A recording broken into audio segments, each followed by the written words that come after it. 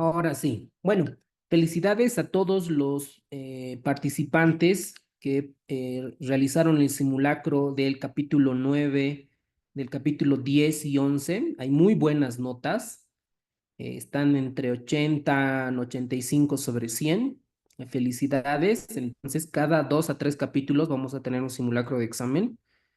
Y ya en los simulacros de medicina interna, cirugía, pues a los 10 primeros lugares vamos a darles sus regalos, sus premios a los 10 primeros lugares para poder retroalimentar, ¿ok? Ya les hemos enviado al grupo de WhatsApp tanto la parte de los flashcards, los casos clínicos, el banco de preguntas y también ya les vamos a enviar también del capítulo 13. Tengo entendido que el capítulo 12 les han enviado. Bueno, entonces hoy en esta clase vamos a ver el capítulo Sí, ya. 12, capítulo 13. Bueno, entonces el capítulo 12 básicamente trata de la interpretación electrocardiográfica Y en el doctor, músculo cardíaco y el flujo sanguíneo y su análisis vectorial. ¿Para qué nos interesa a nosotros el análisis vectorial? Para ver el eje, el corazón.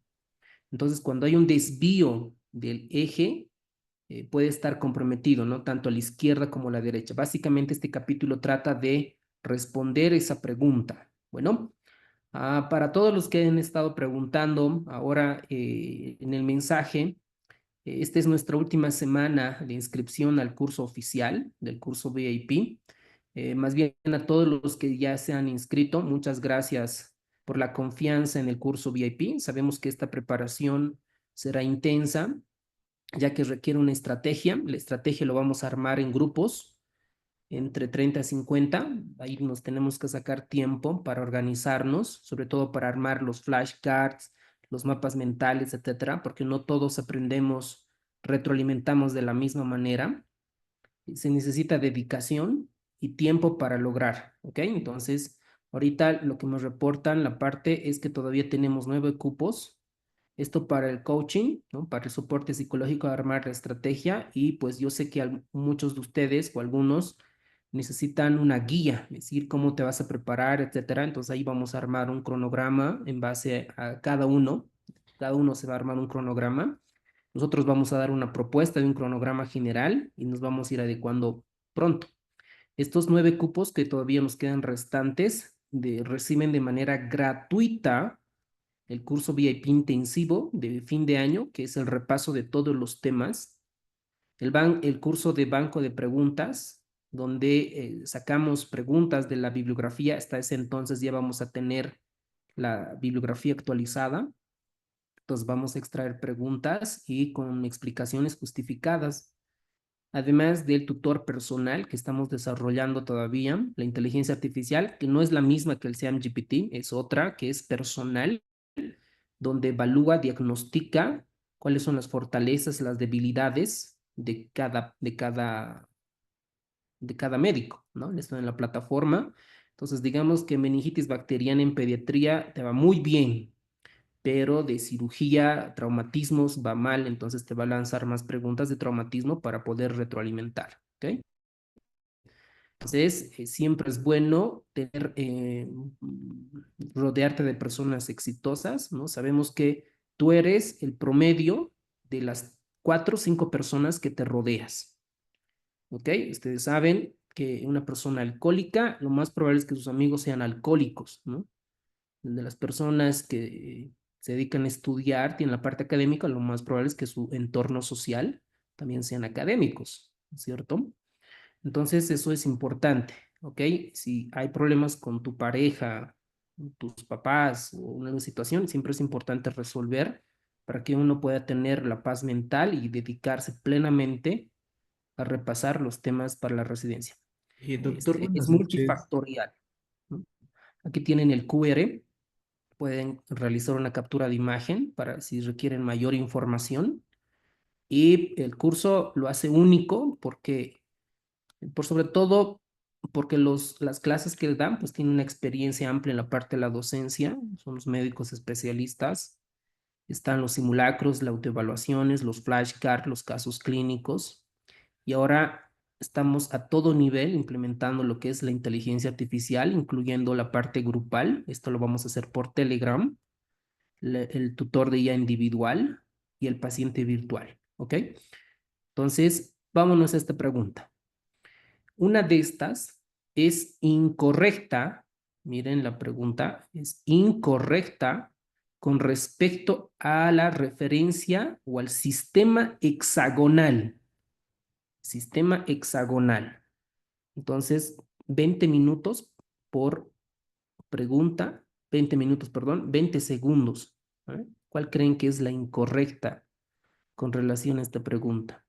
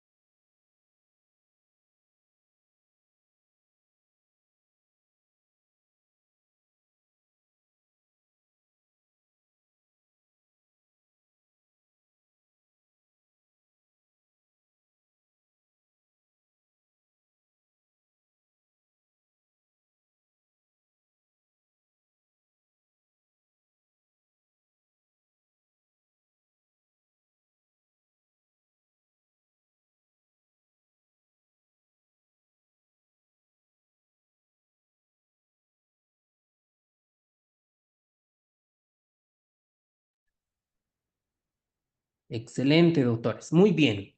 Entonces, esta parte, este capítulo, el libro de Guyton, explica el análisis vectorial, sobre todo relacionada al corazón. ¿Cómo está este análisis vectorial? Como ustedes ven en la imagen, este es un copy-paste del libro de Guyton, que el vector principal comienza acá en la base, el vector, aquí tiene carga negativa, y se va hacia la punta del corazón. Entonces, va del tabique interventricular, desde el tabique interventricular, va hacia el endocardio, posteriormente al miocardio, va hacia la punta del corazón. Este es el vector principal que apunta hacia un grado, hacia un grado. Entonces, un vector va a tener un grados, ¿no? La medida en qué grado está un vector, y vamos a tener la magnitud, qué tan grande es. Eso lo vamos a ver en milivoltios. Entonces, dos componentes, dos variables. Este flujo eléctrico son las despolarizaciones que ocurre dentro del corazón. Ahora, miren esta imagen donde tenemos los grados, ¿no? Un vector puede estar a 0 grados, puede estar a 59 grados, a 90 grados en esa dirección, 120 grados, 180 y así sucesivamente, ¿no? Puede estar a diferentes grados un vector. ¿Y qué tan fuerte es este vector? Se va a medir en milivoltios. Pues esta escala de vectores va a girar en el sentido de las agujas del reloj. En ese sentido va a ir. Entonces uno se pregunta y dice, ¿el corazón en qué grado está? ¿En qué grado está? ¿Hacia dónde normalmente apunta? Primera pregunta que tienen que anotarse en su mapa mental. ¿Cuál es entre qué grados normalmente el corazón está? Eso llamamos el eje cardíaco. Normalmente el corazón, tu corazón, ¿ok? ¿En qué grados normalmente? Y si se desvía a la izquierda, ¿qué causas vamos a tener? Y si se desvía hacia derecha, ¿qué patologías hacen que se dirija hacia la derecha? Entonces, este vector se extiende desde arriba ¿no? Hacia la línea recta, hacia abajo, normalmente con 90 grados, acá más o menos. Entonces, cuando se extiende desde la izquierda a la derecha, eso vamos a tener de 180 grados. Y si se extiende en línea recta hacia arriba, ya sea menos 90 o más 270 grados. En resumen, ¿qué tienen que recordar? Que el vector se mide, se va a calcular en ciertos grados. Entonces, uno se pregunta y se dice, mi corazón, tu corazón, normalmente, fisiológicamente, ¿en cuántos grados debe de estar en este sistema? Pueden escribir en el chat o pueden activar su micrófono. Normalmente, ese vector, el corazón, ¿en qué grado está? De 0 a más 90, doctor. ¿Ya? ¿Qué dice Guyton? En promedio. Lo maneja de 30 a 90 con un promedio de 59. Eso, muy bien, doctor. Felicidades, excelente. Lo primero que nosotros tenemos que recordar es que en promedio, es decir, ¿no? Lo que dice Guyton está a más 59 grados, más 59. Entonces, ustedes ven acá 0, tenemos más 90, acá está más 59. Entonces, el corazón, el eje cardíaco, está a 59 grados. Esto es potencialmente pregunta de examen. Si yo sé que me voy a olvidar, tengo que anotarme pregunta y respuesta. ¿Cuál es el eje del vector QRS medio más 59 grados? Eso es importante, relevante. Eso es preguntable, tanto en segundo año de media, internado, residencia médica. Entonces, aquí tenemos el triángulo de Itoben, que en la anterior clase la vimos, ¿no? Aquí tenemos la derivación de 1, ¿no? Que va en este sentido, la derivación 2, que va desde el brazo derecho a la pierna izquierda, y la derivación 3. Habíamos comentado que la derivación de 2, de 3 a BF, estos tres, miran la cara inferior del corazón. Y este sistema va al sistema hexaxial, ¿no? Aquí está la derivación de 1, que es esta, ¿no? La que estamos viendo acá, la derivación de 1, esta. La derivación de 2, miren, ¿cuánto tiene? ¿En qué grado se pronuncia o está la derivación de 2? En más 60 grados, ¿no? Por eso los anestesiólogos, cuando uno está en quirófano, el monitor, en la telemetría, normalmente se programa la derivación de 2, ¿ok? ¿No? Por eso esa es la explicación, porque el eje normalmente está más 59 grados y la derivación 2 está a 60 grados. Eso es la importancia en anestesia, en quirófano. Posteriormente tenemos la derivación de 3, que es esta, de acá. La derivación de 3 está a 120 grados. ¿Ok? Luego tenemos el ABF, que está a 90 grados, el ABL a menos 30 grados y el ABR a menos 150 grados. ¿Qué tienen que recordar? Principalmente desde menos 30 hasta más 0, hasta más 90. Desde menos 30 a más 90. ¿Por qué? Porque el corazón va a estar entre este espacio. Entre este espacio va a estar, con un promedio de 59 grados. ¿Y cuál está más cerca? La derivación de 2.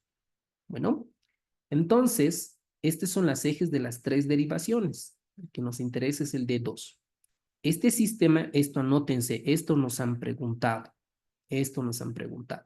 La derivación de 1 se registra a través de dos electrodos, la parte negativa y la parte positiva, ¿no? ¿En cuántos grados está? En 0, ¿ok? Para todos los que van a ser cardiólogos, tienen que tener buena base en esto, ¿no? Está a 0 grados la derivación de 1.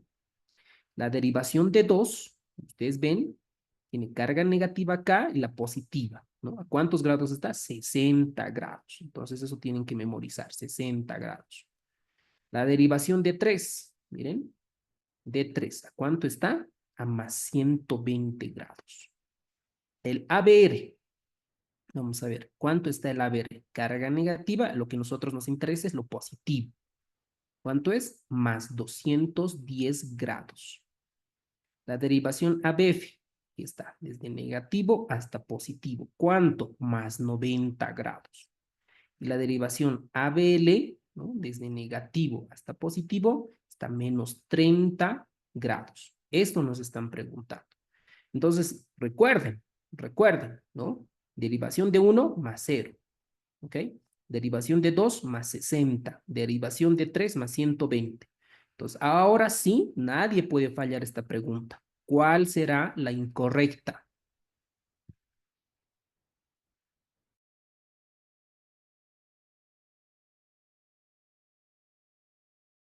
Pueden escribir en el chat.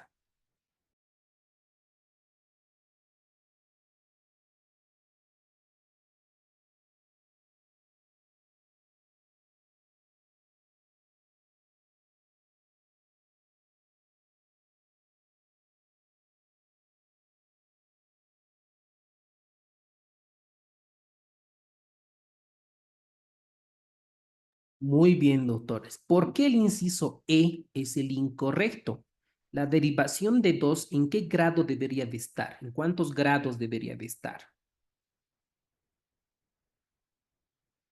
Exacto, ¿verdad? muy bien, doctora Cristina, doctora Claudia, doctor Víctor, excelente, más 60, ¿verdad?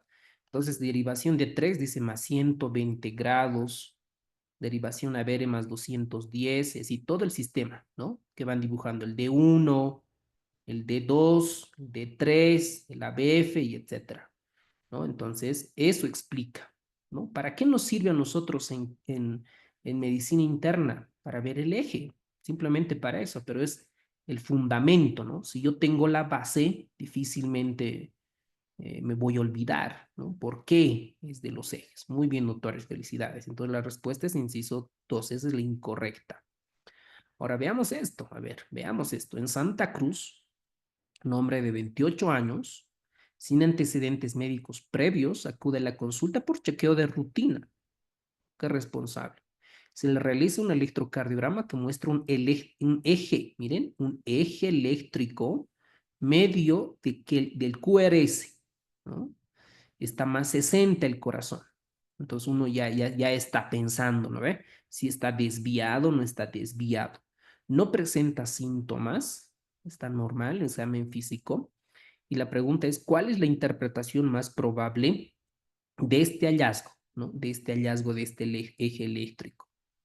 Es hipertrofia ventricular derecha, tendrá por el eje, desviación del eje a la izquierda, desviación del eje de la derecha, o es un eje normal con 60 grados, o es un bloqueo de rama izquierda. Bonita pregunta, ¿no? Es una pregunta para segundo año de medio, ¿no? De fisiología. Entonces, ¿qué opinan, doctores? Veamos otro caso.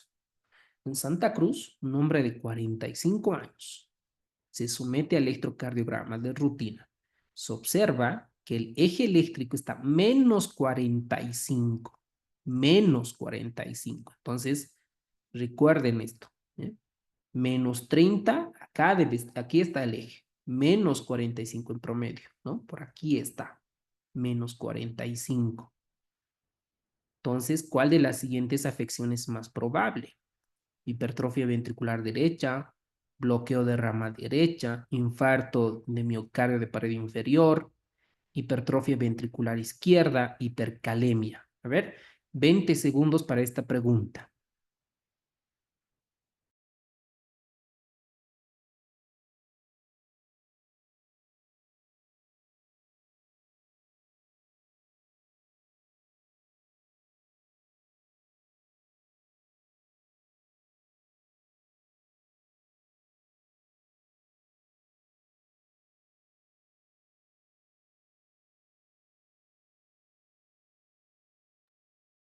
Excelente, doctores. Muy bien, menos 40 es desviación a la izquierda, ¿no? Si nosotros vemos aquí en nuestro sistema, Acá sabemos que entre menos 30 hasta 90 está el corazón, ¿no? En este lugar está normalmente el eje. Pero me dicen menos 45, entonces esto es desvío hacia la izquierda. Y si estuviera más 20 o más 130 sería desvío a la derecha del eje. Entonces yo voy a ir buscando patologías. Entonces, muy bien, doctores. Luego, el libro de Guyton habla de un análisis vectorial de los potenciales registrados en diferentes derivaciones. Entonces, aquí vamos a hablar, por ejemplo, de una derivación de un vector A que representa una dirección media entre los flujos. Esta dirección de este vector más o menos está a 55 grados. Esto no es necesario que memoricen, ¿ok? Esto ya es un poco más al detalle, pero el otro, el de 59, sí, por ese dato es relevante e importante. Esto es para ver vectores nada más por el análisis vectorial. Entonces acá tiene 55, ¿ok? Y el voltaje del potencial, la longitud es de 2 milivoltios, de 2 milivoltios. Pues aquí lo que trata de explicar Guyton es que se dibuja una línea, en este caso representa la derivación de 1, que en este caso va a ser el vector B, que está a 0 grados, y el voltaje instantáneo que se va registrando a la longitud de B dividida por la longitud A por 2 milivoltios o aproximadamente 1 milivoltio. Entonces, esta hace una línea perpendicular entre la punta del vector A con la punta del B y se va sacando los milivoltios. ¿Ok? Por ejemplo, veamos esta pregunta. Si el vector A representa un potencial eléctrico instantáneo en los ventrículos con una dirección de 100 grados, 100 grados, ¿dónde está 100 grados? Aquí vamos a ver, aquí más acá, 100 grados, dice, ¿no? Más o menos está por acá, 100 grados. En un voltaje de 2 milivoltios, entonces más o menos ahí se va dibujando, ¿no? Aquí está más 100 con un, más 100 con un voltaje de 2, ¿no? Es decir, la magnitud. ¿Cuál será el voltaje registrado en la derivación de 1 según el análisis vectorial? Entonces, hacemos una línea en derivación de 1, hacemos una línea perpendicular, ¿ok? Este es el vector A, ¿no? Y este va a ser el vector B. Entonces nos están preguntando acá, ¿cuál será el voltaje registrado en la derivación de 1? Entonces, haciendo lo que nos refiere Guyton, más o menos va a estar negativo, ¿no? Porque va a este lado, ¿no? Entonces va a ser negativo. Entonces, el único negativo que es en mi opción es menos 3 milivoltios para ver el análisis. Entonces, ahí está, es esto mismo, ¿no? Está a 100 grados el vector A, se hace una línea perpendicular y se conoce el vector B. Y esto es lo que nos están preguntando. ¿Cuánto tiene? Y es menos 3 milivoltios. Veamos a la siguiente. Si el vector A representa un potencial eléctrico instantáneo del corazón y su proyección en las derivaciones bipolares estándar genera vectores proyectados B, C y D, ¿en cuál de las siguientes derivaciones se registra el mayor voltaje en el electrocardiograma? Buena pregunta para electrocardiograma.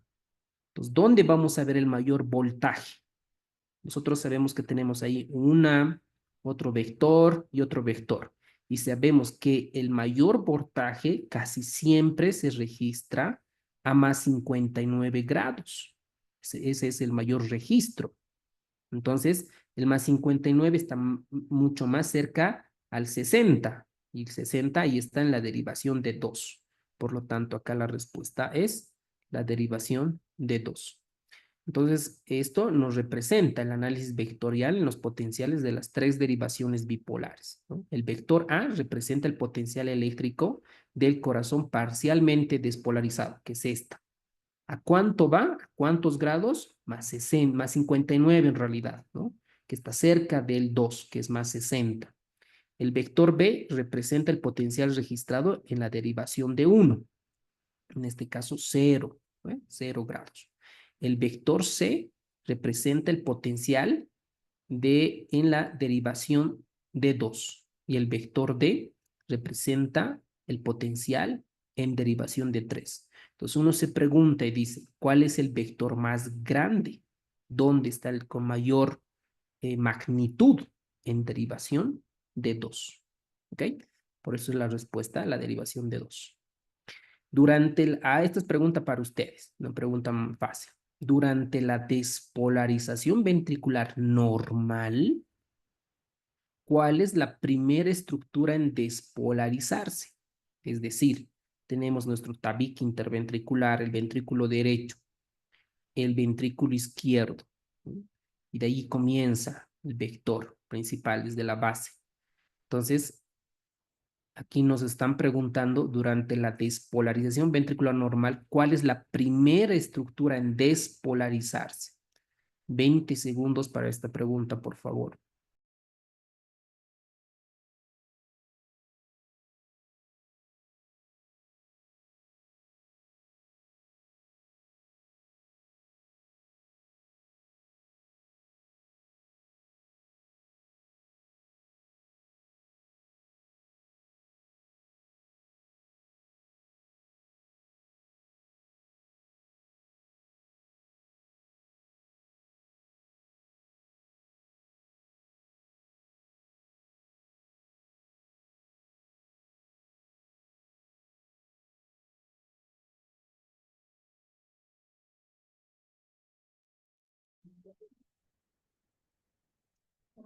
El compendio de fisiología de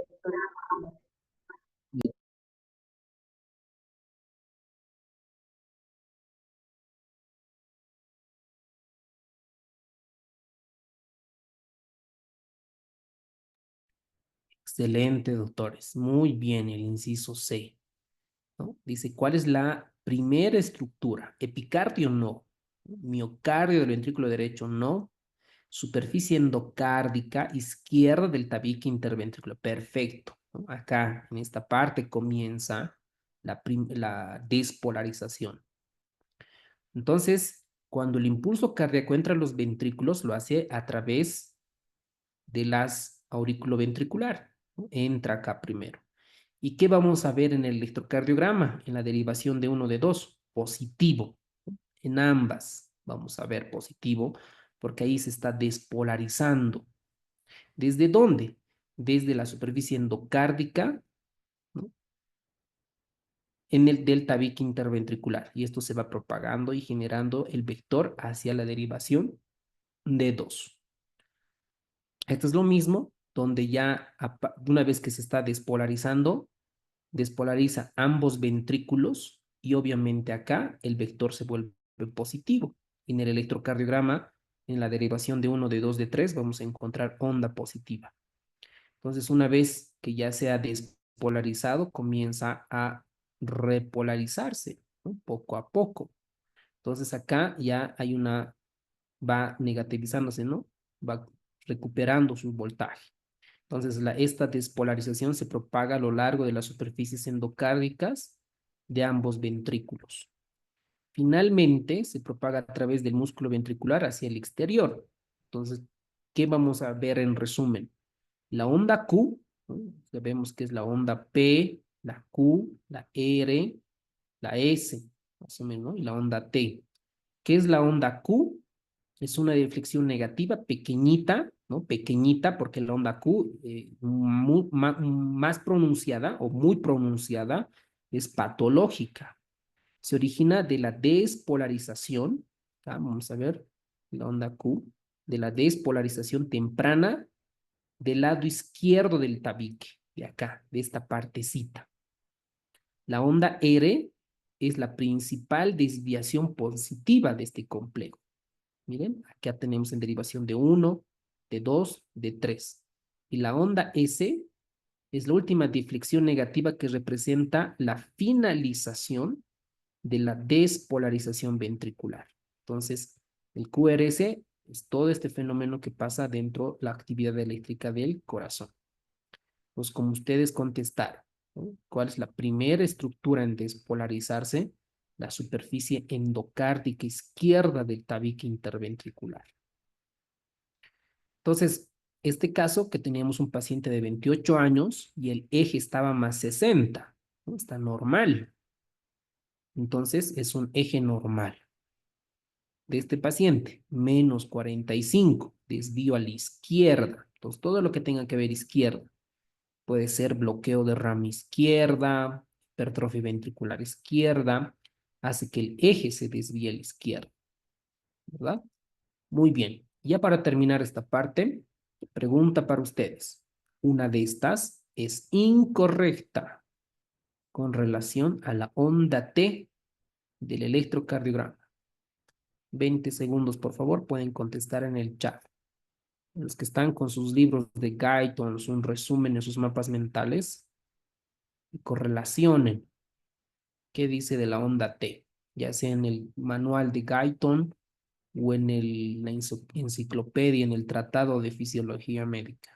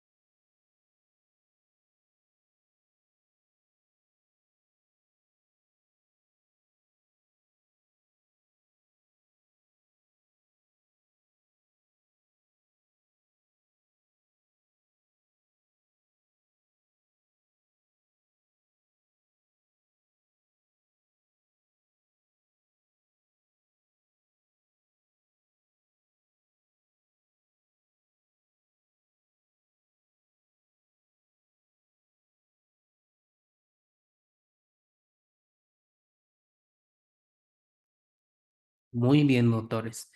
Esta es una pregunta difícil, ¿no? Es una pregunta rebuscada, pero vamos a explicar qué es la onda T y cómo sucede, qué pasa con el corazón. Probablemente viendo sus mensajes, o sea, su participación en el chat, nadie dio la respuesta correcta. Por eso, esa es la gran diferencia, ¿no? De leer superficialmente, creer que uno puede dominar, pero siempre es importante estudiar la base para que ya podamos retroalimentar un poco los conceptos avanzados. Miren este dato, la onda T. ¿Qué es la onda T? La onda T es la repolarización, ¿no? Todo el mundo sabe que es la repolarización de los ventrículos, pero se pierden en los detalles. No todos, ¿no? Ustedes no. Que muestra un análisis vectorial, ¿no? Más o menos el tiempo total desde el inicio de la onda T, ¿acá? Desde el inicio de la onda T hasta su final es de 0,15 segundos, aprox, ¿no? Normalmente. Entonces, una vez que el músculo ventricular se ha despolarizado, tenemos 0,15 segundos que comienza la repolarización. Entonces, la onda P, QRS y la onda T es la repolarización de los ventrículos. ¿Cómo se repolariza? Ustedes recuerden que la despolarización va desde el endocardio hasta el epicardio, ¿verdad? Es normalmente lo que sucede. Ahora, si comenzó el endocardio, debería de repolarizarse primero acá, ¿no ven? No es así. Lo primero que se repolariza es el epicardio. Lo primero que se repolariza es el epicardio. Entonces, por eso dice acá el Guyton que se repolariza primero la superficie externa de los ventrículos. ¿Y cuál es la superficie externa? El epicardio es lo primero que se repolariza. Porque cualquiera pudiera pensar que si primero despolariza endocardio y va hacia la parte transmural y luego epicardio, tendrían que repolarizarse, ¿no? Es al revés. Primero el epicardio, posteriormente el endocardio. Entonces, esta onda T normal en las tres derivaciones bipolares es positiva. Miren, en la derivación de 1, de 2, de 3, esta onda T tiene un ascenso lento y un descenso rápido. ¿Ok? Es lo normal. Entonces, ¿cuál es la respuesta? La repolarización ventricular genera la onda T. Perfecto, es la repolarización. Muy bien, eso es correcto. El vector de repolarización se dirige hacia el ápice del corazón. Perfecto, miren, este es el vector. El flujo corriente durante la repolarización es máximo cuando la mitad del corazón está polarizado y la otra mitad despolarizada. Correcto. Y el tiempo más o menos es de 0,15 segundos. La que es incorrecta es el endocardio se repolariza antes que el epicardio. No, esto es incorrecto. Primero el epicardio, posteriormente el endocardio. Recién se repolariza. ¿Ok? Entonces, atentos con este tipo de preguntas. Y la onda P. La onda P, ustedes saben que es la despolarización de ¿quién? De las aurículas. La despolarización. Y en la derivación de 1, en la derivación de 2, de 3, la mayor parte vamos a encontrar con ondas positivas. Recuerden que hacia arriba es positivo. Luego tenemos la repolarización auricular, que es la onda T.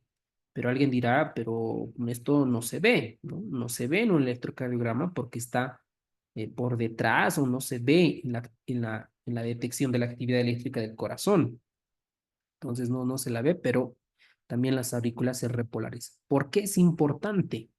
Porque cuando tenemos varios focos ectópicos, ¿no?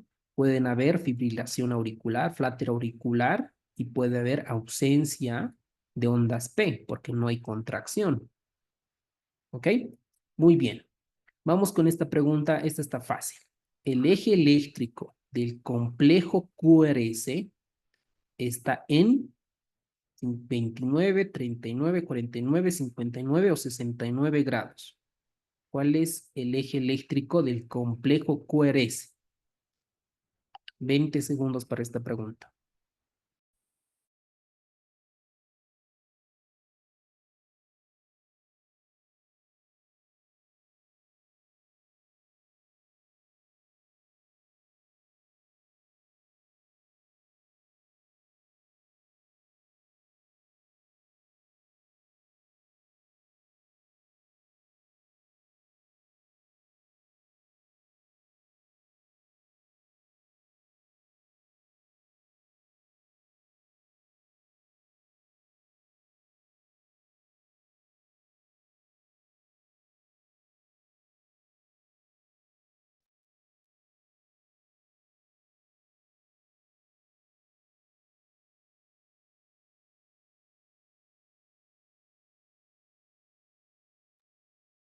Excelente, doctores. Muy bien, felicidades.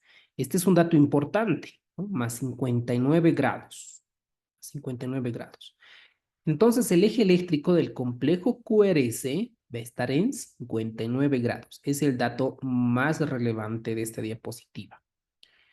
Ahora, veamos el eje eléctrico del corazón, ¿no? De manera resumida. La derivación de 1, ¿ok? Que es esta, es positiva. ¿Ok? Esto es para determinar el eje eléctrico. Y necesitamos para esto la derivación de 1 y la derivación de 3. Cuando ambos son positivos, miren, el de 1 está positivo, el de 3 es positivo, normalmente el eje del corazón va a estar fisiológicamente en esa posición, más 59 grados. Entonces, el corazón fisiológicamente, normalmente, va a estar a más 59 grados. ¿Ok? Entonces, el complejo de QRS, como ustedes contestaron, más 59 grados. Ahora veamos situaciones que pueden provocar una desviación del eje cardíaco. Este eje eléctrico de los ventrículos fisiológicamente tiene 59.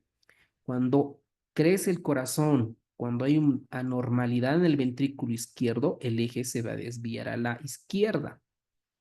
Lo mismo cuando pasa alguna anormalidad en el ventrículo derecho, el eje se va a ir a la derecha.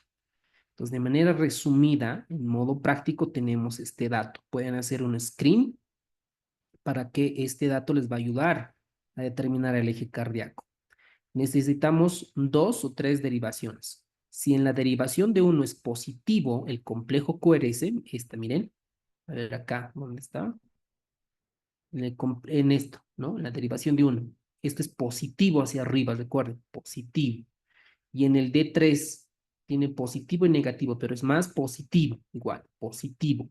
Entonces, en derivación de uno y derivación de 3 son positivas, el eje está normal, está fisiológica, ¿no? Tenemos un eje normal. D1 positivo, D3 positivo, eje normal, que va a estar entre menos 30 a más 90. Entonces el eje normal, ¿verdad? Entre esos grados tiene que estar. Cuando el D1 es positivo, el D3 es negativo, el eje está desviado al lado izquierdo. Cuando el D1 es negativo, el ABF es positivo, tiene desviación hacia la derecha. Entonces, estos tres para recordar de manera simple cuando ustedes estén interpretando un electrocardiograma, ¿vale? Entonces, veamos, por ejemplo, estos electros. Veámonos D1 y D3. ¿Qué opinan? ¿Esta desviación, doctores, es derecha o izquierda? ¿O está normal? ¿Qué opinan? Pueden escribir en el chat o pueden activar su micrófono también.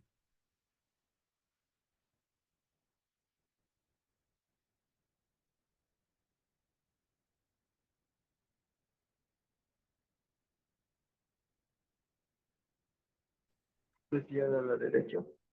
Eso, ¿ve? Muy bien, doctores. Entonces acá esto es hacia la derecha. ¿Por qué? Porque en D1 es negativo. Miren, es negativo. Tiene una polaridad hacia abajo negativo. Y en ABF, o en este caso en D3, como ven en el libro de Guyton, acá D3 positiva. Entonces negativa y positiva. Esto significa que el vector ¿a dónde se está yendo? Hacia el lado derecho. Entonces, ¿qué causas nos pueden hacer derivación derecha? ¿No? Todo lo que tenga que ver con hipertensión pulmonar, EPOC, patologías restrictivas, todas las clasificaciones de hipertensión pulmonar. Entonces, el ventrículo derecho crece y va hacia el lado derecho, ¿verdad? Aquí en la altitud tenemos muchas patologías, disfunción del ventrículo derecho en que nosotros cuando esto disfunciona le llamamos cor pulmonale, ¿no? Cor pulmonale agudo, cor pulmonale crónico por la hipertensión pulmonar, porque aumenta la poscarga del BD. Y esto también en cardio, también van a ver patologías cardíacas donde también existe la disfunción del BD. ¿Ok? Entonces esto es bien sencillo para ver los ejes. Veamos este caso. Tenemos derivación de uno positivo, derivación de 3 negativo. Entonces, el eje, ¿dónde creen que está? ¿Derecho, izquierdo o normal?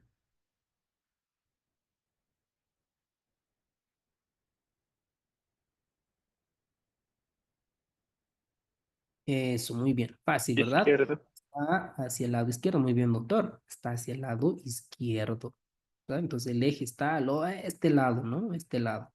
Todo lo que tenga que ver ventrículo izquierdo, todo lo que ustedes se imaginen, a ver, una estenosis aórtica que aumenta la poscarga del VI, una hipertensión pulmonar, una hipertensión arterial sistémica por el aumento de la poscarga, ¿ok? Bloqueos de rama izquierda por cardiopatía isquémica, sarcoidosis, amiloidosis cardíaca, todo lo que ustedes se imaginen que aumente, que da normalidad en el VI deriva a la izquierda. ¿Ok? Entonces, fácil, ya pueden ahorita determinar tentativamente un eje eléctrico. Entonces, lo mismo pasa con los bloqueos que los vamos a ver en las posteriores clases. Las situaciones anormales que provocan voltajes anormales en el complejo QRS.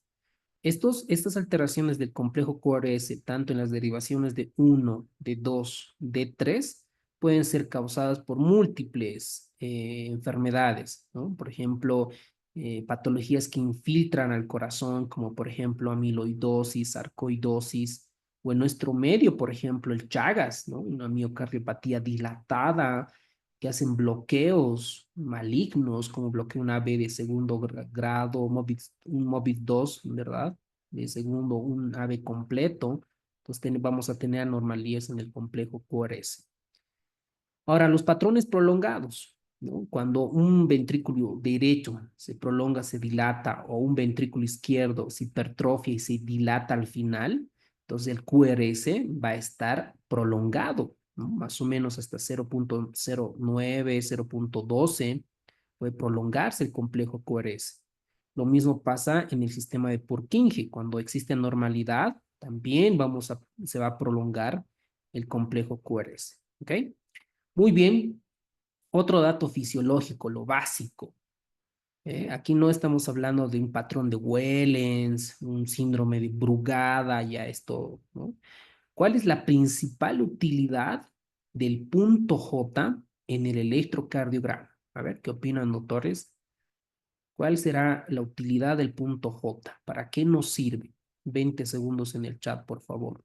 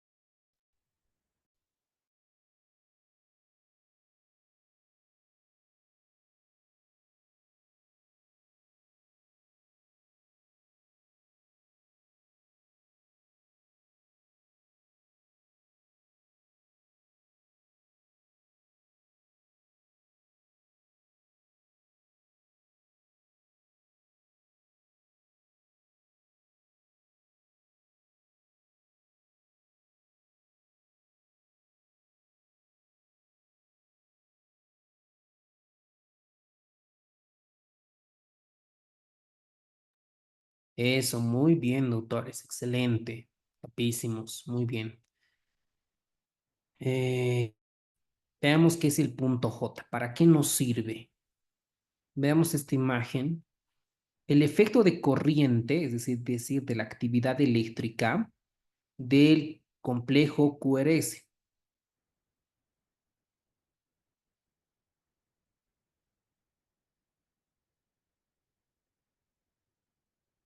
Entonces vamos a tener un tiempo en el electrocardiograma, la onda P, ¿no? Q, RS y la onda T. Entonces vamos a tener un intervalo TP, es decir, desde la onda T hasta el siguiente, la onda P, QRS, ¿verdad? Ahí mi Q patológico, miren, una Q patológica. Entonces aquí tenemos este intervalo, el TP. Es cuando el músculo ventricular normalmente está totalmente polarizado, ¿no? Todavía fluye corriente negativa normal. Entonces, cuando hay una lesión, digamos, hay ausencia de flujo sanguíneo, porque está obstruida una arteria coronaria, el vector y las cargas corrientes van a comenzar ahí a despolarizar a otro lado, otra región. Entonces, en derivación de 1, de 2, de 3, normalmente tienen que apuntar, ¿no? hacia el vector que corresponde. Cuando existe una lesión, por ejemplo, una parte isquémica, el vector se va a otro lado y esto es lo que refleja en la derivación de 2 de 3. Hay un infradesnivel. Entonces, el punto J es el punto exacto, el cual determina, donde termina en realidad, miren, esta es la onda P, Q, R, S, este es el punto J, ¿verdad? ¿Dónde está el punto J? Donde termina el complejo QRS, comienza el segmento ST. Y ahí esta parte, allí tenemos otra. Termina el complejo QRS e inicia el segmento ST. ¿Qué representa el punto J? La final de la despolarización ventricular y el inicio de la repolarización ventricular. Entonces, clave, que es el punto J. Entonces, en condiciones normales, este punto debe estar, debe coincidir con esta línea, ¿no? Isoeléctrica. Y este se utiliza como punto de referencia para analizar si existe un supradesnivel o un infradesnivel del segmento ST. Esto es importante para interpretar el síndrome coronario agudo. Entonces, ¿qué es el punto J? Representa el final de la despolarización ventricular y el inicio de la repolarización ventricular. ¿Ok? Eso no se olviden, por favor, para ver. Entonces, si nosotros vemos ¿qué es el punto J? Entonces, ¿cuál será el punto J? ¿Determinar el inicio del complejo QRS? No, no es el inicio, más bien es cuando termina. ¿Medir la duración del intervalo PR? No. Establecer el nivel de referencia 0 para analizar la corriente de lesión. Esta es la correcta. Identificar la onda P, no. Diagnosticar hipertrofia, no, tampoco. Entonces, establecer el nivel de referencia 0. ¿No? Muy bien. Ahora, en la isquemia, cuando vamos a ver cardiopatía isquémica, como este flujo, cuando hay ausencia del flujo por una obstrucción de las arterias coronarias, va a tener alteraciones, ya sea como transmural, ¿no? Un supradesnivel, o como vemos acá en la derivación de 1, de 2, de 3, este supradesnivel, y porque el miocardio, por la falta de oxígeno, por la acumulación del CO2, por falta de glucosa, va a comenzar a alterarse este segmento y nosotros nos va a ayudar a guiarnos en un paciente con infarto. Dependiendo qué cara esté afectado, vamos a tener alteraciones en diferentes derivaciones dentro del electrocardiograma, ¿ok? Entonces la respuesta del punto J es inciso C, ¿no? Establecer el nivel de referencia 0. Y ya para terminar este capítulo, la derivación torácica B3 de un paciente con un infarto agudo de miocardio en la parte anterior. Esta es la evolución natural en un paciente que tuvo un síndrome coronario agudo. Normalmente este es la onda Q, R, S y la onda T. Cuando está en un periodo con un infarto transmural, ¿no? Cuando nosotros nos dibujamos ahí ambos ventrículos, ¿ok? Cuando se afecta, ¿no? Todo el miocardio, hay una elevación, hay un supradesnivel del segmento ST. Pasa un día, todavía continúa, esto es posible pregunta de examen, cuando ya es en semanas, hay la negativización de la onda T y en años se identifica la onda Q patológica. Miren, todo lo que estoy pintando. Pero como ustedes verán acá, la onda Q no es tan negativa, pero acá ya se pronuncia, ¿no? Cuando vemos. Y las ondas Q normalmente traducen que es un infarto de miocardio antiguo, ¿no? Onda Q, aquí le falta patológica. Onda Q patológica. Entonces, miren, la onda Q en derivación de 1, en la parte anterior y en la parte posterior, ¿no? La onda Q. Y las anomalías de la onda T. Estas de las ondas T pueden ser alteradas por injuria subendocárdica, ¿no? Hoy teníamos un paciente, justo tenemos un paciente que está haciendo ondas T negativas porque está haciendo lesión subendocárdica, ¿no?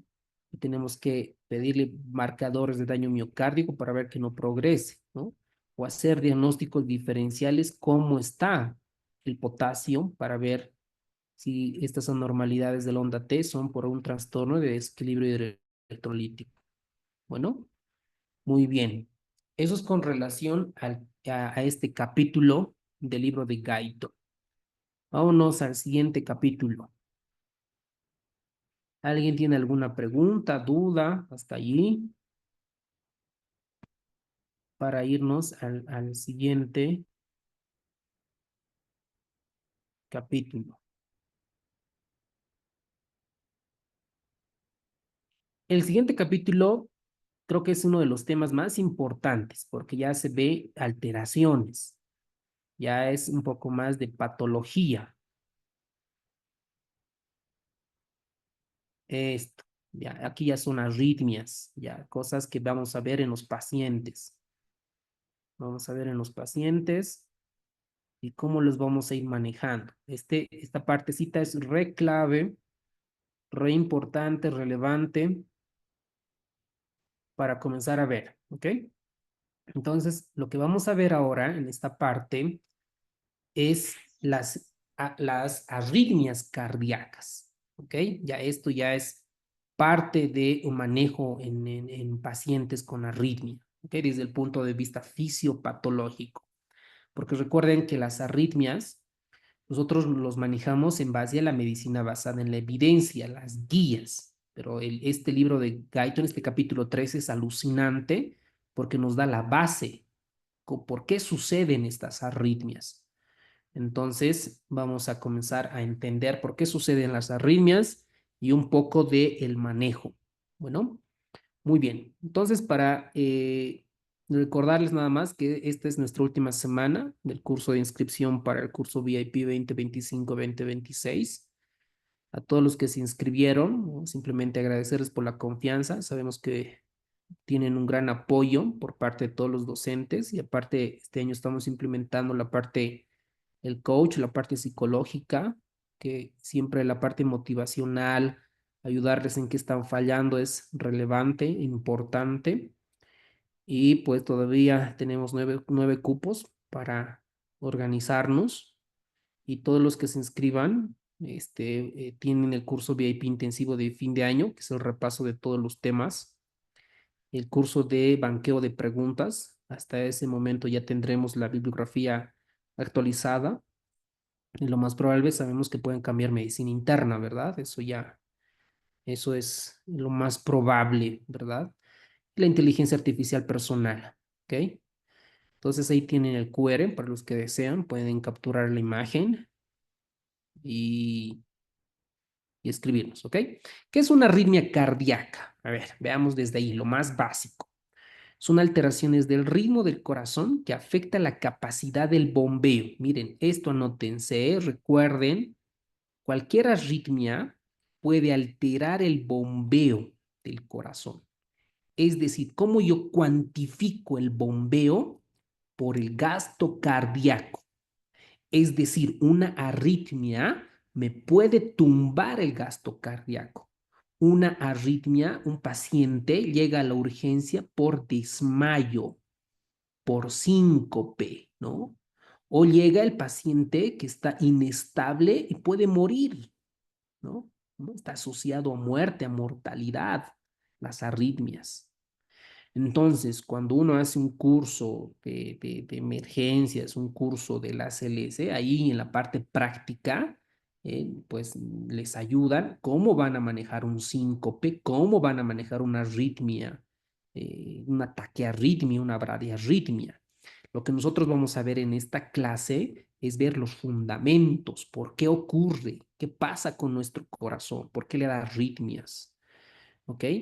Entonces, estos pueden ser causados por el sistema de conducción del corazón, ya sea por una ritmicidad anormal, ¿ok? Que está alterado nuestro marcapaso, porque hay desplazamiento de nuestro marcapaso, hay un marcapaso ectópico, hay un rebelde por ahí, o hay bloqueo en el sistema de conducción, ¿no? Imagínense, sabemos que ahora Cocha, ¿no?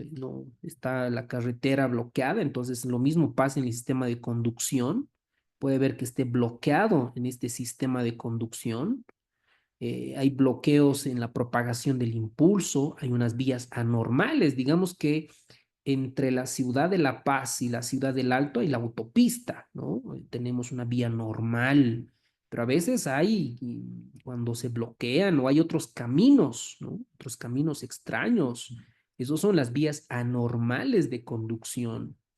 Por ejemplo, es lo que pasa en un síndrome de Pere corto, en un Wolff-Parkinson-White, ¿no? O generación de impulsos espurios en cualquier parte del corazón. Pues cualquier anormalidad en el sistema de conducción generan arritmias. Y no solamente por el corazón, porque podemos tener un aumento de calcio, un aumento de potasio, también genera arritmias cardíacas. Un paciente que tiene hipotiroidismo, ¿no? También tiene arritmias cardíacas. ¿Ok? Entonces, al corazón le afecta tanto problemas del mismo corazón o problemas extracardíacos, lo que vamos a ver ahora, los fundamentos para ver. Entonces, primera pregunta, así conocimiento general, ¿no? ¿Cuál es la causa más frecuente de una taquicardia sinusal? A ver, 30, 20 segundos para ganar tiempo. La pregunta fácil.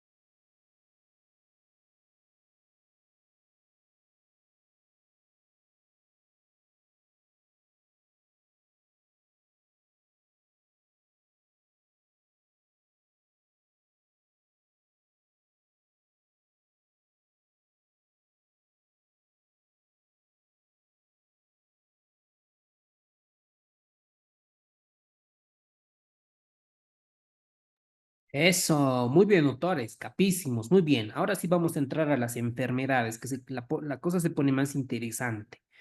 Entonces, ¿cuál es la causa más frecuente de bradicardia? ¿No? O la previa era taquicardia. Ahora, ¿cuál es la causa más frecuente de bradicardia? Esto es importante. He visto casos con pacientes que han llegado a frecuencia de 40, ¿no? 45, 50. Vamos a imaginar 54, le dieron atropina, ¿ah? Cuando el paciente estaba en sueño, en la fase REM. Entonces, ya les he dado la respuesta indirecta. Ok, veámonos ahora a las arritmias. Las arritmias, a ver, una clasificación práctica para ustedes, para recordar, eh, puede ser una taquiarritmia, aumentada la frecuencia cardíaca, o puede ser una bradiarritmia, ¿ok? Cualquiera de las dos. Taquiarritmia o bradiarritmia. Ahora, estas arritmias, también hay otra clasificación que son supraventriculares, ¿ok? Arritmias supraventriculares y otras arritmias ventriculares. Esa clasificación no la hace Gaito, para que ustedes más o menos se vayan analizando. Entonces vamos a ver los ritmos sinusales anormales. Entonces, por lo tanto, son arritmias supraventriculares, ¿verdad? Supraventriculares. Entonces, ¿cuáles tenemos? Son alteraciones originadas del nodo sinusal, las arritmias sinusales. Por ejemplo, vamos a tener ahí la taquicardia sinusal, ¿okay? Que es por definición una frecuencia cardíaca más de 100 latidos por minuto. Y la causa más frecuente es la fiebre, ¿ok? Como ustedes respondieron. Pero también tenemos otras causas, un paciente que es hipovolémico, deshidratado, una estimulación simpática. ¿Y por qué hay taquicardia? Porque aumenta la actividad del nodo sinusal, en este caso por adrenalina, por sistema nervioso autónomo. La bradicardia sinusal es menos de 40, ¿no? ¿En quienes se presentan frecuentemente? Por ejemplo, cuando aumenta el tono vagal durante el sueño, es frecuente. En los pacientes, en las personas atletas, ¿no? En los atletas es frecuente la bradicardia. En los pacientes con hipotiroidismo, en pacientes con síndrome del seno carotidio, ¿no? Clásico, preguntan en los exámenes de la residencia, un paciente que se está afeitando o que se está poniendo una corbata, ¿ok? Y de repente se desmaya, ¿no? Por una bradicardia. Eso es el síndrome del seno carotidio. Luego tenemos las arritmias sinusales, ¿no? Es una variabilidad normal de la frecuencia cardíaca con la respiración, ¿no? Sabemos que con la inspiración, al meter aire, aumenta la frecuencia cardíaca. Y cuando en la expiración, disminuye la frecuencia cardíaca. Esto por el retorno venoso. Entonces, miren, acá tenemos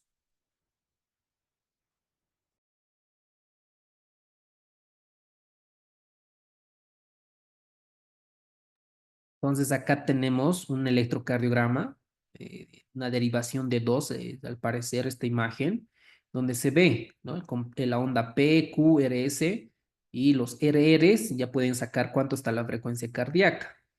Por ejemplo, en este primer electrocardiograma, ¿cuánto tiene de frecuencia cardíaca? Pueden escribir en el chat si desean o activar su micrófono. 150.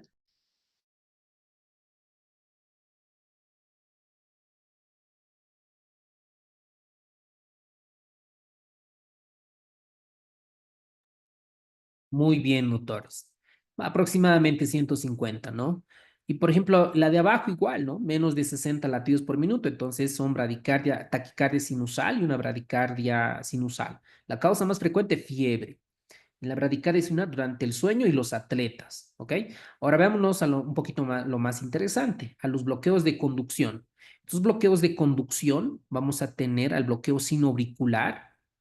En el electrocardiograma vamos a ver por la ausencia de las ondas P.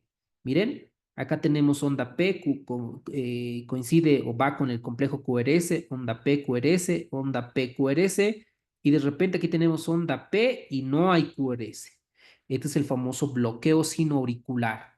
¿Por qué puede ser? Porque un paciente está con isquemia, una inflamación, entonces, en estos casos hay ausencia de ondas P en el electrocardiograma. Esto es el famoso bloqueo sinoauricular, que ya lo vamos a detallar en los bloqueos auriculoventriculares. Pregunta para ustedes, está fácil esta. En Tarija, hay un paciente masculino de 68 años de edad con antecedente de hipertensión arterial y enfermedad arterial coronaria, dos factores de riesgo importantes. Es llevado a urgencias en un episodio de síncope. Síncope. Ustedes ya se están imaginando si es una taquiarritmia o es una bradiarritmia. Mientras se afeitaba, ahí está, ¿no? Otras preguntas ponen mientras se ponía la corbata o tenía un masaje o algo así. Su esposa menciona que perdió la conciencia por unos segundos y recuperó la orientación rápidamente. A su llegada a la clínica, el paciente estaba asintomático, buena presión arterial, una frecuencia cardíaca 58. Se realiza un electrocardiograma durante la exploración física. Al aplicar una presión ligera en el área del seno carotidio derecho, se observa una bradicardia intensa, una caída de la presión arterial y en el electrocardiograma muestra una bradicardia sinusal transitoria, sin alteraciones del segmento ST. Pregunta, ¿cuál es el mecanismo fisiopatológico subyacente en este paciente? ¿Cuál será? 20 segundos para este caso clínico.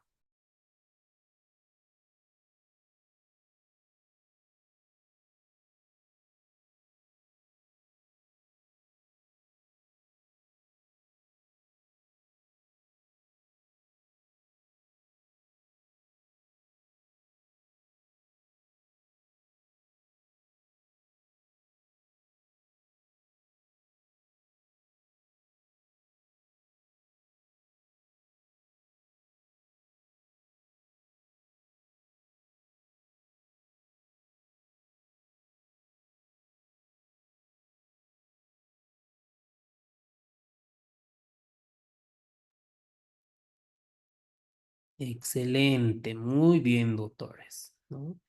Esto es lo que les comentaba de un síndrome de seno carotidio, ¿no? Hipersensibilidad al seno carotidio. ¿Por qué? Porque hay una hiperreactividad de los barroreceptores, ¿no? El barroreceptor dice, ah, no, tengo mucha presión arterial y de repente baja la frecuencia cardíaca por la estimulación vagal. Entonces, claramente, ¿no? Entonces, hay otra patología que menciona el libro de Guyton, es la bradicardia en deportistas. ¿Mm? Recuerdo claramente de un caso, un paciente que era atleta, que competía, su volumen sistólico, el gasto cardíaco era muy alto, ¿no? Este señor, bueno, 22 años, joven, tenía una frecuencia cardíaca de 40, ¿no? Su corazón un poco es más grande, tiene un buen gasto cardíaco, tiene bradicardia en reposo, y el mecanismo es porque también puede ser por estimulación vagal. Recuerden que el vago libera acetilcolina por el efecto parasimpático y hace que baje la frecuencia cardíaca. Por eso es que las maniobras vagales se usan en taquicardias supraventriculares. El síndrome del seno carotidio es una estimulación excesiva de los barroreceptores, hace que baje la frecuencia cardíaca, la presión arterial, el paciente pueda tener un desmayo, síncope. Luego tenemos a las arritmias sinusales, que esto puede variar con la respiración y aumenta con la inspiración. Entonces, como ustedes bien contestaron, es una hiperreactividad de los barroreceptores del seno carotidio, ¿no? Es un síndrome del seno carotidio. Muy bien. El síndrome del seno carotidio sabemos que es un síncope de origen neurogénico, que se caracteriza por bradicardia, por hipotensión, por síncope, porque hay una hipersensibilidad en los barroreceptores carotídeos, por una estimulación excesiva, por lo tanto hay una refleja parasimpática importante. Recuerden acá que se libera acetilcolina y eso hace que baje la frecuencia cardíaca. Si esto continúa, el paciente se desmaya, ¿no? Y una vez que recupera, pues también recupera el estado de conciencia. Entonces, ¿cuál es el diagnóstico? Con una prueba de masaje carotidio.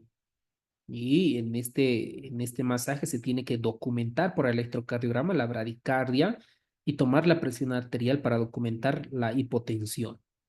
¿Cuál es el tratamiento? Evitar los estímulos desencadenantes. Si son episodios recurrentes, mandar al cardiólogo, al electrofisiólogo, si necesita una implantación de marcapasos. ¿Ok?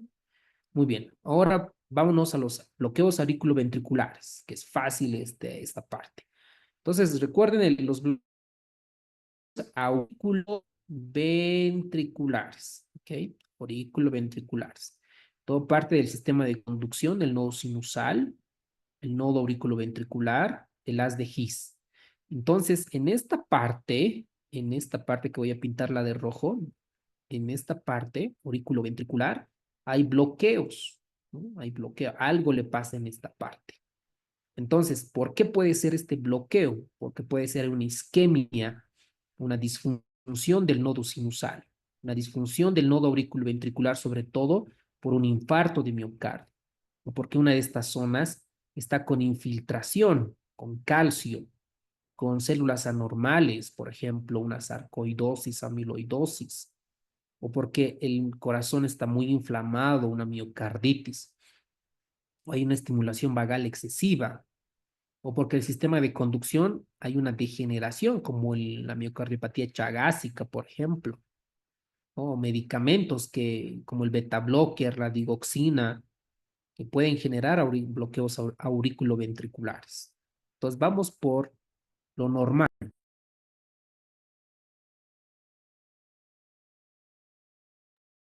Ya en la anterior clase habíamos visto que el que manda es el nodo sinoauricular, un latido entre 60 a 100.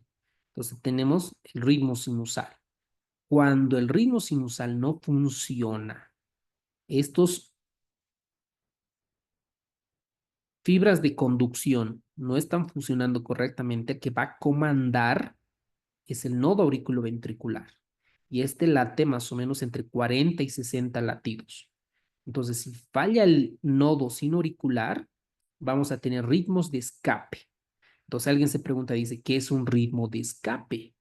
Entonces, es cuando el nodo auriculoventricular es el que comanda los latidos del corazón, el sistema eléctrico.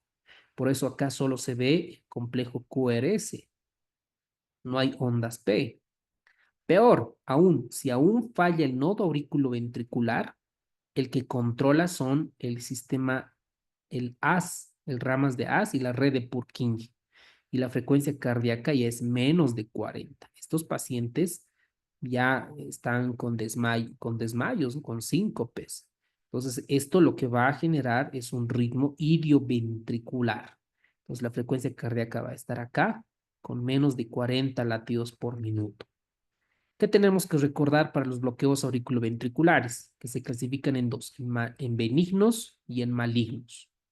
¿Cuál es la diferencia? En que el benigno va a recuperar el paciente, ¿no? Puede tener un síncope, un desmayo, pero puede recuperar, mientras que el maligno va a necesitar un marcapaso, digamos, en urgencias, ¿no? Te llega un paciente con desmayo, le evidencias un bloqueo maligno, le pones un marcapaso intravenoso, ¿no? Un marcapaso intravenoso. Y lo mandas a una interconsulta a electrofisiología para que probablemente le introduzca un marcapaso definitorio, ¿no? Más o menos así el manejo a grandes rasgos. ¿Cuáles son los bloqueos auriculoventriculares benignos? ¿Cuáles son? El de primer grado, bloqueo auriculoventricular de primer grado y el incompleto. El de segundo grado, el MOPITS 1 o el fenómeno de Wenck-Bach. ¿Ok? Estos dos son benignos. Desde el bloqueo auriculoventricular de segundo grado, MOPITS 2, o el bloqueo auriculoventricular de tercer grado, la disociación auriculoventricular, estos ya son malignos. Entonces, ya tienen ahí. Entonces, los bloqueos ventriculares de primer grado. ¿Por qué se llama de primer grado o incompleto? Y si nosotros nos dibujamos acá el nodo sinusal, el nodo auriculoventricular, el sistema de His, simplemente no hay un bloqueo completo, ¿no? No es totalmente, simplemente que por alguna razón, ¿no? Está alargado esta conducción. En vez de llegar en un tiempo, en media hora, digamos, llega en 2 horas, ¿ok? Le tarda, ¿no? Está prolongado.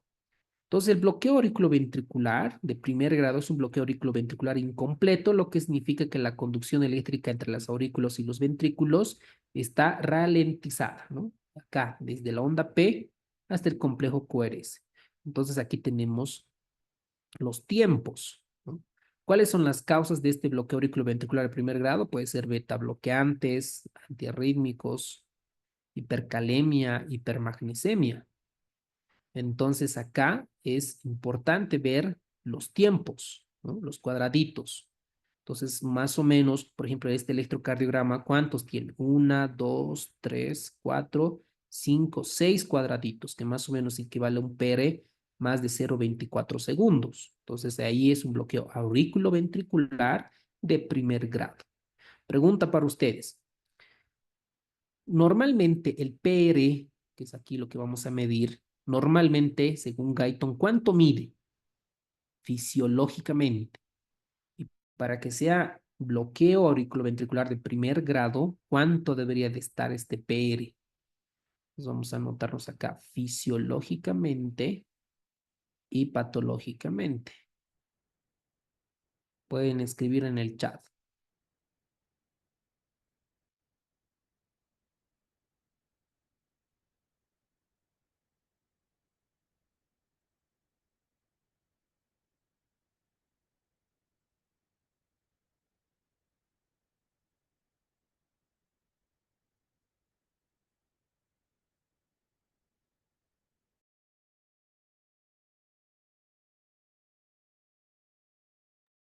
Muy bien, doctores, ¿no? De 0,16 a 0,20.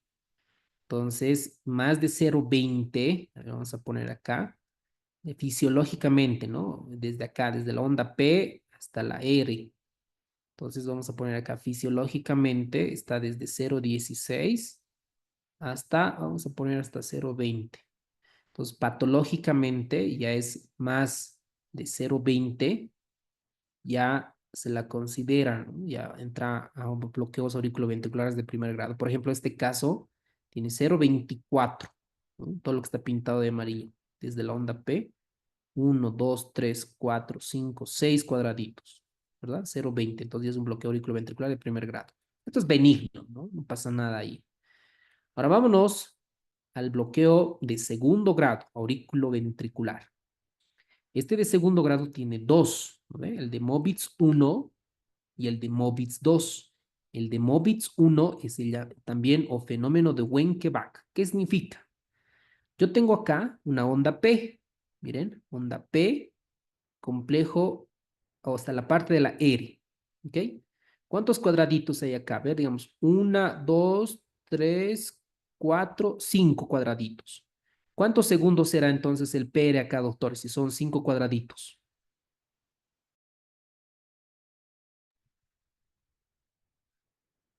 ¿Cuántos estará?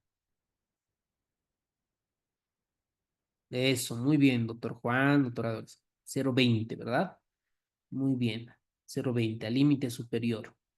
Entonces acá se prolonga, miren, desde la onda P a la R, y acá veamos cuántos cuadraditos existen. A ver, 1, 2, 3, 4, 5, 6, 7, 8, digamos. 8 cuadraditos.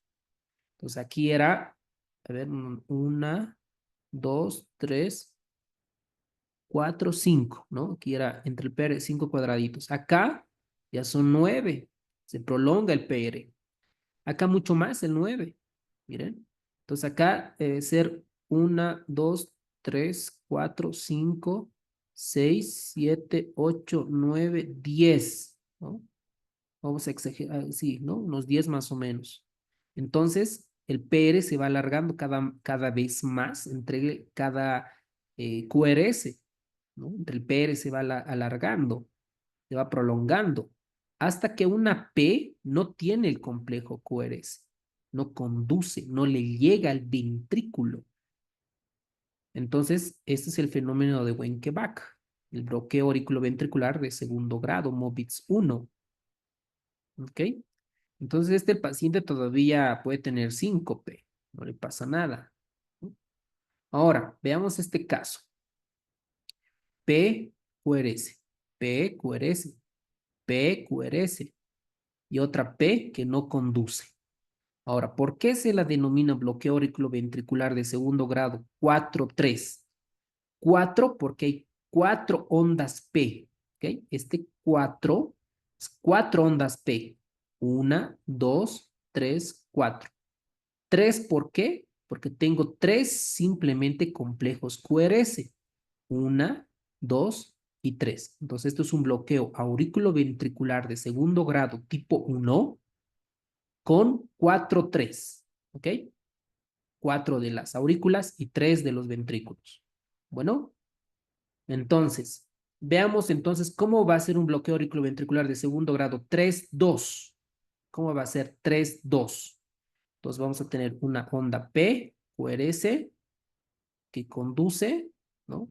Vamos a tener, aquí vamos a hacer la onda T, otra vez onda P, se alarga, ¿ok? Conduce, ¿ok? Y tenemos otra onda P, pero que ya no conduce, ¿verdad? Entonces, 3, aquí vamos a dibujarlos, onda P, 3, 1, 2, 3 onda P y simplemente 2 complejos QRS. Entonces, más o menos sería así, ¿no? Complejo bloqueo auriculoventricular de segundo grado, 3-2. ¿Ok? Ahora, ¿qué tipo de bloqueo auriculoventricular sería este? A ver, analicen bien con calma qué bloqueo es y por cada onda P, ¿cuántos QRS tenemos? Pueden escribir en el chat.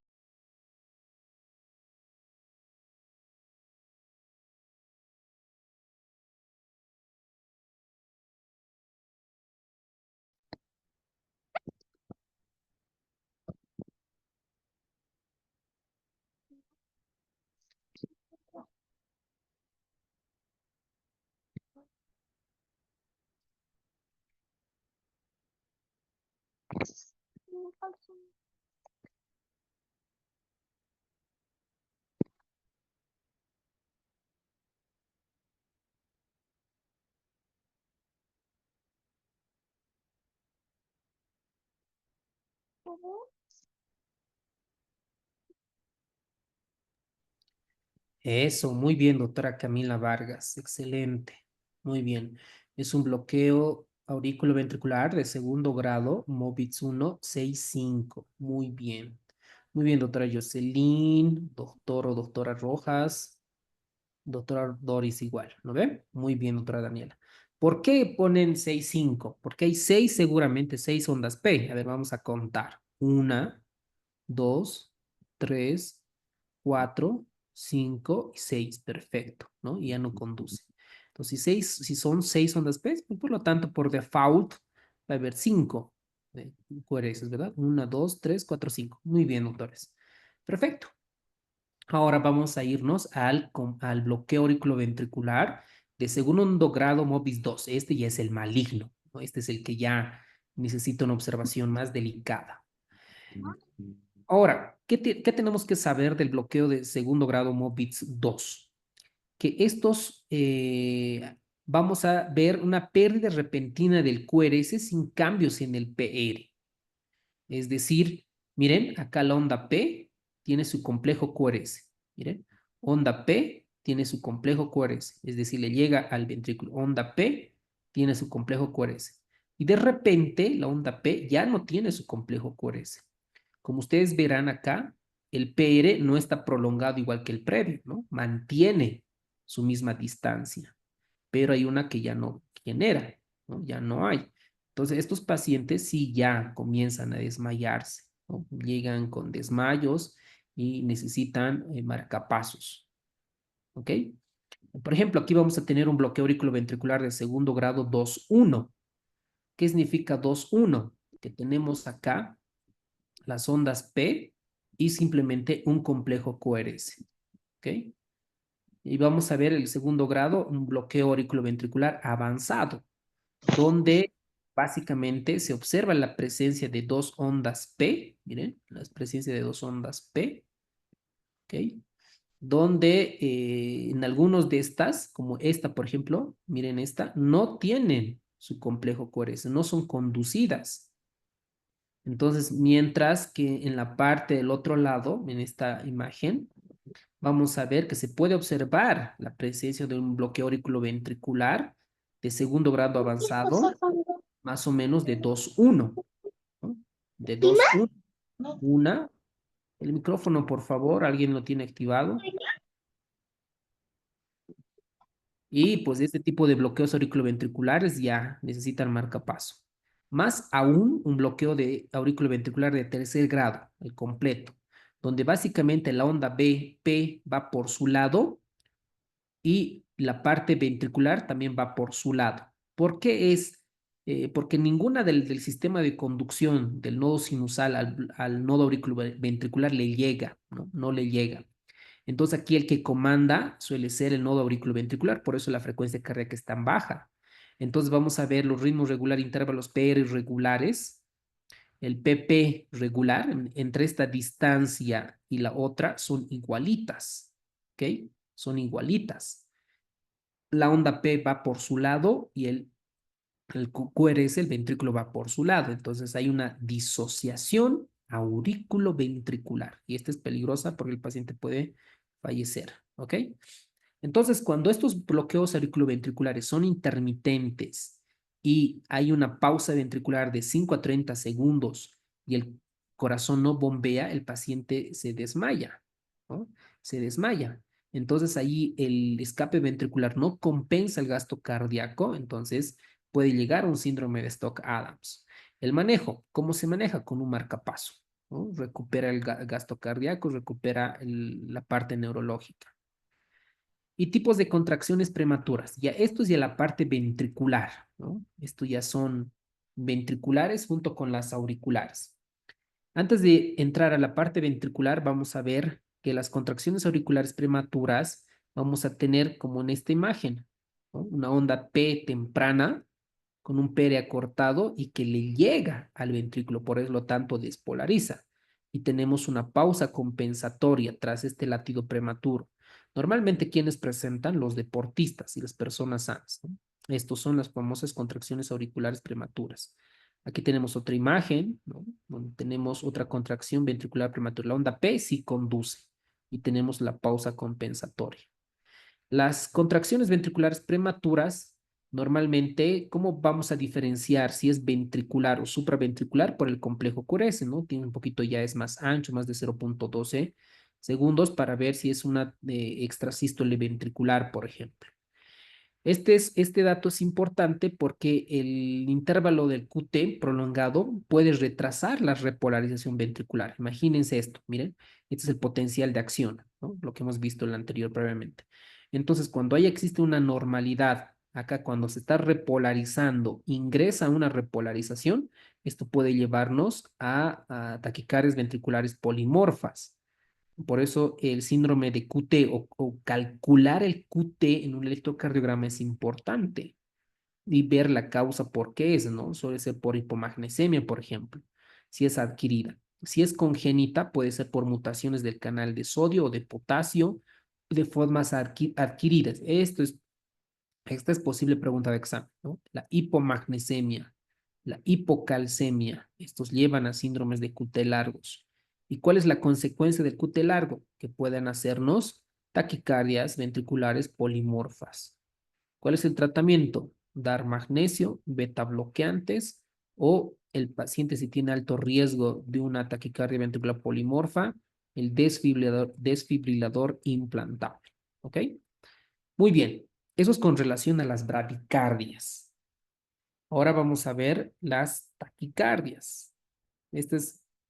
Siempre van a ver un paciente con algún tipo de arritmia, ¿no? Con taquicardias. ¿Qué es una taquicardia paroxística? ¿No? Es un ritmo rápido, de repente, que se inicia y termina abruptamente. Ahí vamos a tener la taquicardia auricular paroxística y la taquicardia del nodo auriculoventricular. ¿Ok? Estos dos es importante distinguir para hacer el manejo correspondiente. Las taquicardias auriculares paroxísticas normalmente se originan en las aurículas, fuera del nodo sinusal, ¿no? Principalmente. Entonces la onda P suele ser anormal, incluso puede estar invertida y esto se trata con maniobras vagales. Mientras que las taquicardias supraventriculares por reentrada intranodal normalmente tienen las ondas P ausentes u ocultas. Y el tratamiento igual es con maniobras vagales o algunos antiarrítmicos como la adenosina o en casos severos enviar a un electrofisiólogo para que pueda hacer la ablación del catéter.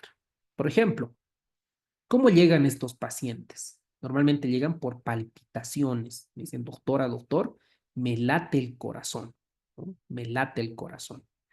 Entonces, hacemos un electrocardiograma y de repente, ¿cómo está la frecuencia cardíaca? Alta, muy bien. Y el siguiente, ¿qué es lo que voy a valorar? El complejo QRS. ¿Cómo está el complejo QRS? ¿Ancho o corto? Entonces digo corto. Entonces miren, miren, el QRS cortito, cortito, cortito. Entonces, esto es lo más probable una taquicardia supraventricular. Lo que no sé hasta ahora si es auricular paroxística o es del nodo AB. Y vamos a dar algunos datos. Entonces, aquí le dan un adenosina de 6 miligramos, ¿ok? 6 miligramos IB. Y miren cómo comienza al electrocardiograma volver a un ritmo sinusal, ¿no? Hay un bloqueo transitorio de conducción del nodo auriculoventricular y posteriormente recupera hacia el nodo sinusal. Entonces, esto háganle un screen, captura de imagen, para que posteriormente puedan diferenciar.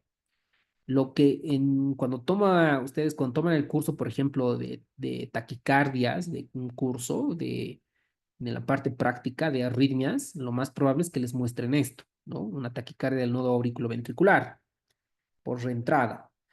Y el diagnóstico diferencial es ver si no es una taquicardia auricular paroxística. ¿Cuál es la diferencia? La auricular paroxística, el origen es en las aurículas, ¿ok? Hay un foco ectópico. Mientras que el nodo AB está, como su nombre mismo lo indica, en el nodo AB. La frecuencia cardíaca de este 150 o 250 y difícil de poder distinguir. Acá vienen las ondas P. Las ondas P en taquicardia auricular paroxística están presentes, pero anormales. Incluso pueden estar invertidas. Mientras que en el nodo AB están ausentes. No se nota, miren, por ejemplo acá no se puede distinguir la onda P, ¿no? Entonces suelen estar ausentes o retrógradas. El complejo QRS está a menos de 120, lo mismo igual en la del nodo AB. El mecanismo es una actividad ectópica de la aurícula. Aquí, este es por una reentrada en el nodo auriculoventricular. Aquí puede responder a las maniobras vagales, pero es menos efectivo. Acá sí responde bien a las maniobras vagales o al masaje carotidio. Entonces, pregunta para ustedes. Está fácil. ¿Cuál de las siguientes afirmaciones sobre taquicardia ventricular es correcta? 30 segundos para esta pregunta.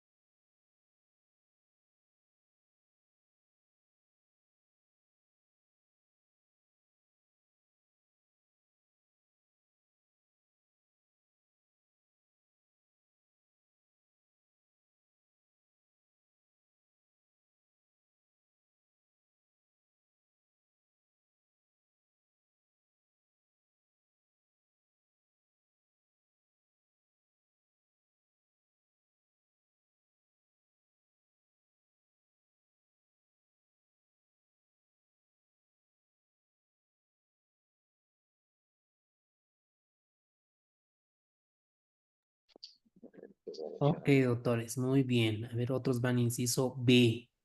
A ver, para los doctores que pudieron el inciso B, dice correcta, ¿no?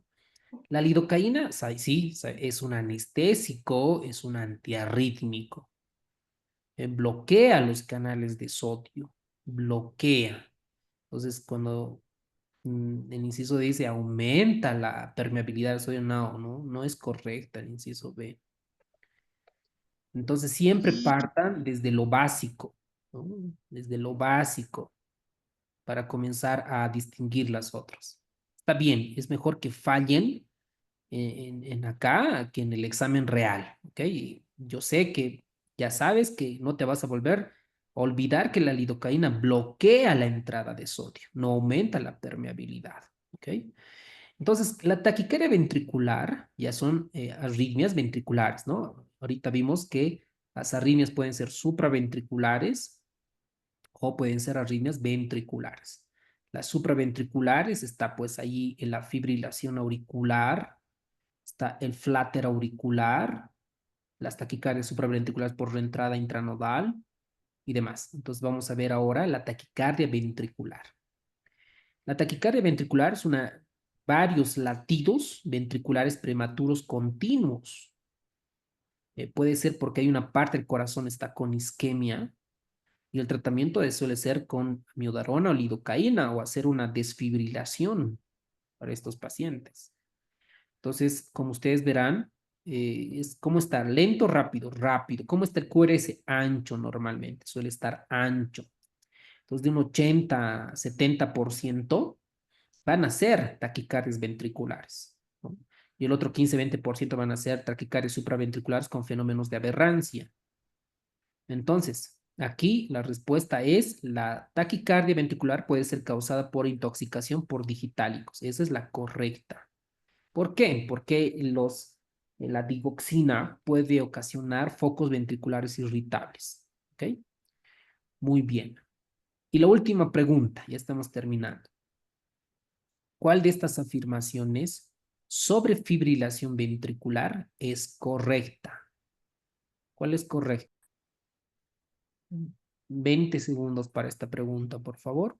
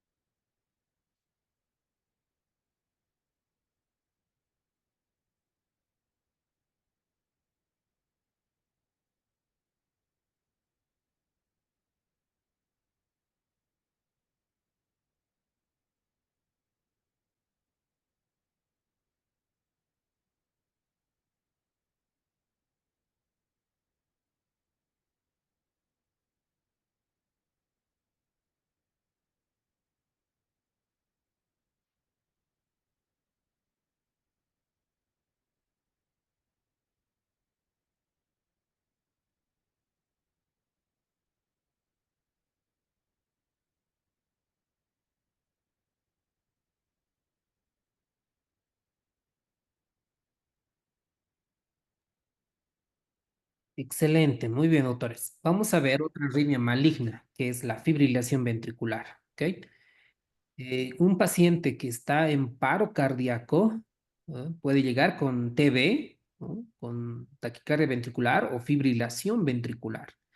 La fibrilación ventricular es una arritmia que es mortal, ¿no? Es la arritmia más grave porque si no se revierte en 1 o 3 minutos, el paciente puede fallecer. Los mecanismos son los impulsos descontrolados. Las contracciones son descoordinadas, incapaz de bombear. Miren la imagen. Eh, están desorganizadas, contracciones caóticas. Y normalmente las causas, pues, en estos pacientes es por un infarto agudo de miocardio. Entonces el paciente entra en un paro cardíaco y entra en fibrilación ventricular. ¿Cuál es el tratamiento? Pues desfibrilar.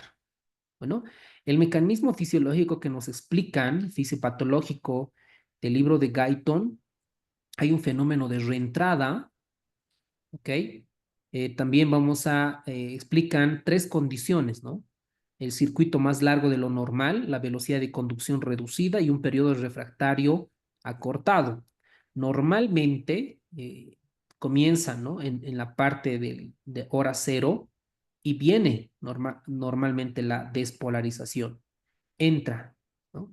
Durante este periodo hay todo lo que está de color lila y un periodo refractario absoluto, donde no desencadena otra despolarización.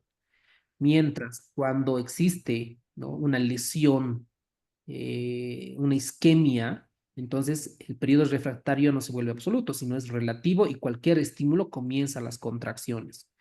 Entonces, esto produce los fenómenos de reentrada en los pacientes con fibrilación ventricular. Como ustedes ven en la imagen, hay ausencia de las ondas P, hay ausencia de QRS y las T distinguibles, no hay un patrón organizado, por lo tanto no hay una contracción, simplemente se ven ondas irregulares. Y la fisiopatología es que los ventrículos no contraen, por lo tanto no hay un buen gasto cardíaco. Entonces el paciente fallece. ¿Cuál es el tratamiento? Hacer una desfibrilación eléctrica. Esta desfibrilación eléctrica hay de 2 tipos, ¿no? Una que es monofásica y otro que es bifásica. Las bifásicas normalmente utilizan menos energía a comparación de las monofásicas. Las monofásicas utilizan mayor cantidad de energía, tiene mayor riesgo de quemaduras y daño cardíaco. Entonces, el objetivo es que esta corriente de alto voltaje, estos electrodos en el tórax, hacen que simultáneamente todas las fibras ventriculares inducen a un periodo refractario global para que todos puedan contraer a un mismo tiempo. Ese es el mecanismo por el que la desfibrilación puede pasar un ritmo sinusal. Entonces, aquí la respuesta es que, a ver, veamos a analizar. La fibrilación ventricular no afecta, no, sí afecta el bombeo gastrocardíaco. La fibrilación ventricular puede ser desencadenada por una isquemia del músculo cardíaco, correcto, ¿no? Este es correcto. Puede desencadenar por una isquemia. La fibrilación ventricular es un ritmo organizado, no, es un ritmo desorganizado. La fibrilación ventricular, los ventrículos se contraen de manera coordinada, no, es descoordinada. La fibrilación ventricular ocurre por interrupción total de la conducción del sistema de Purkinje sin actividad. Este no es una interrupción total, un fenómeno de reentrada. Entonces, es el inciso B. Paciente de 72 años con antecedente de hipertensión, diabetes mellitus, acude a urgencias por palpitaciones, disnea, es decir, al parecer la arritmia, ¿no? La arritmia le está produciendo una disnea. Tiene fatiga, inicia hace 3 días.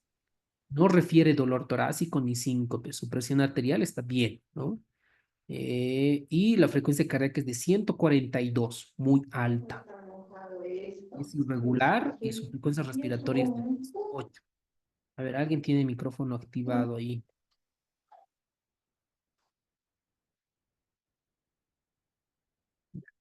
Y el electrocardiograma muestra un ritmo irregular, ¿no? Sin ondas P.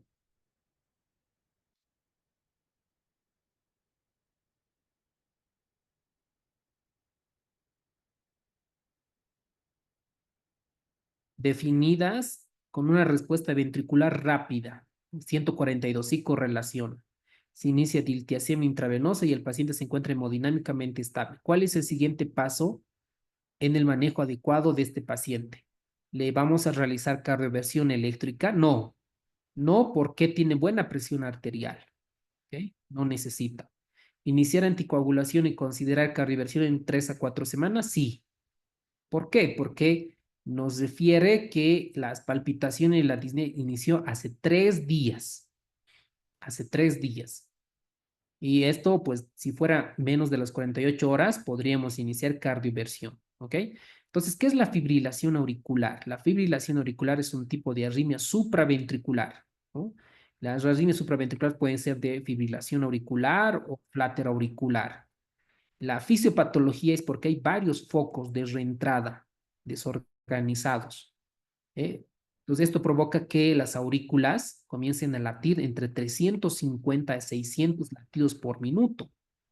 Entonces, como las contracciones son tan rápidas y son débiles, no son eficientes, por lo tanto, no hay onda P. ¿Por qué puede ser la fibrilación auricular? Por hipertensión arterial, insuficiencia cardíaca, valvulopatías en nuestro medio, por ejemplo, la fiebre reumática, el hipertiroidismo, causas de fibrilación auricular. Entonces, ¿cómo vemos en el electro? Cualquiera de ustedes puede volver a repetir. La fibrilación auricular en el electrocardiograma son ausencia de ondas P y RR irregulares. ¿Ok? Entonces, ahí se traduce. Entonces, lo que nosotros vamos a ver es tratar de volver a un ritmo sinusal o controlar la frecuencia cardíaca. Y eso depende del volumen de la aurícula izquierda a través de una ecocardiografía. Entonces, uno es controlar la frecuencia ventricular y en pacientes que estén hemodinámicamente inestables, con baja de presión arterial, ahí hacemos cardioversión eléctrica. Bueno, y si en los pacientes que han pasado más de 48 horas, no hacemos la cardioversión, hacemos la anticoagulación por el riesgo de tromboembolismo cerebral. ¿Ok? Entonces, en el electrocardiograma, una fibrilación auricular, ¿cómo la voy a identificar, doctores? ¿Alguien puede activar su micrófono y comentarnos?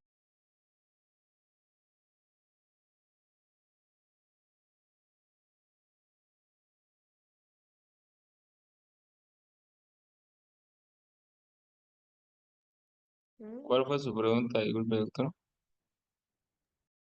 En el electrocardiograma, un paciente con fibrilación auricular, ¿qué es lo que voy a encontrar o voy a buscar? Para identificar una fibrilación auricular, primero hay que fijarnos los QRS. En este caso van a estar estrechos y ver si las ondas R son regulares o irregulares. Aquí va a estar irregular y buscar la ausencia de la onda P para hacer diagnóstico de una fibrilación auricular. Excelente, doctor. Muy bien, ¿no?